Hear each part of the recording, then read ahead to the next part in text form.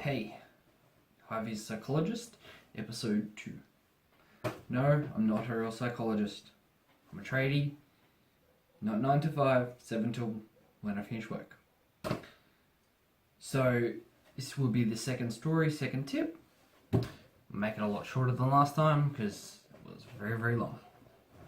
So, basically, one day I came home from work, was feeling not real well, we'll say. Sort of pacing a little bit that day. It was a little bit anxious, but it wasn't too bad. It was a pretty simple day. Came home, just something felt wrong. I don't know what it was. I just felt a bit uncomfortable, I guess. So, I had something to eat and felt a bit fuzzy in the teeth. Like, fuck. Okay, I'll go brush my teeth. So I did that. The problem was, while brushing my teeth, I was cleaning my teeth, brushing my tongue and whatever, I managed to smack the back of my throat with my toothbrush. Now, for somebody who has anxiety, that can be really, really bad. And it was really, really bad. I instantly went into anxiety attack, panic attack, for no apparent real reason.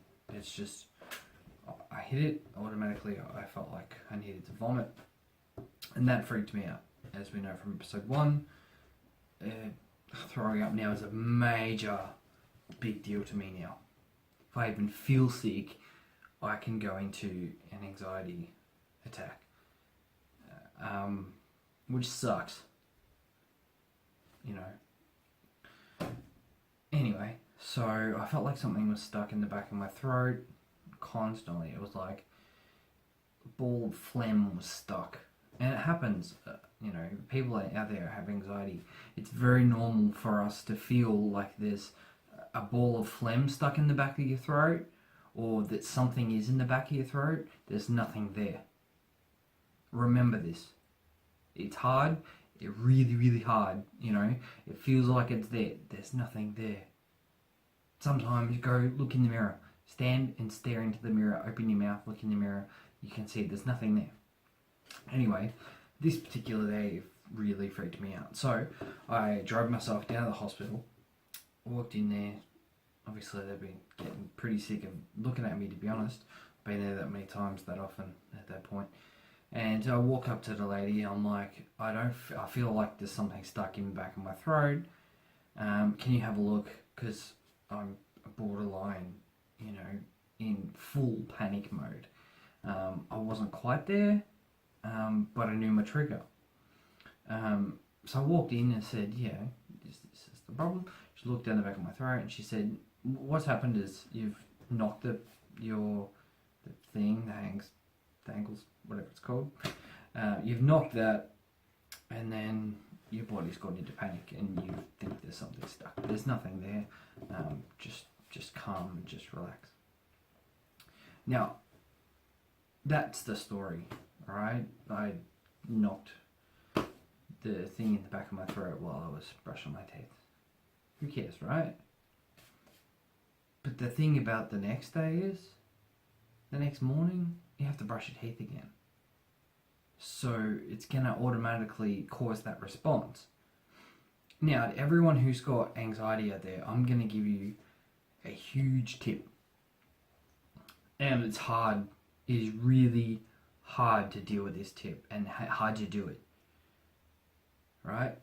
But I've had to do it, and you need to do this.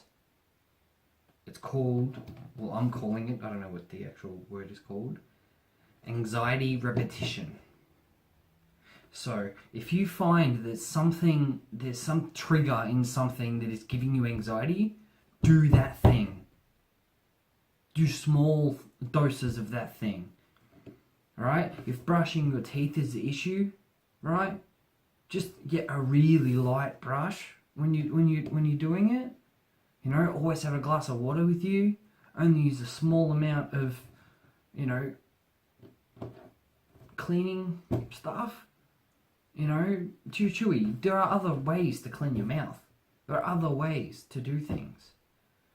You know, if it's your heart beats a little bit fast every time you go for a run and that causes your anxiety, teach yourself that that action is okay. A raised heartbeat is okay. You need to teach your body that those things, even though they scare you and you know they're going to scare you, because you need to be in control of them. If you say, oh, getting a high heartbeat or high heart rate scares me, it causes my anxiety, go for a brisk walk. Don't just walk because it won't elevate your heart rate. Right? Go for a little bit, push a little bit further past the walk. Speed walk.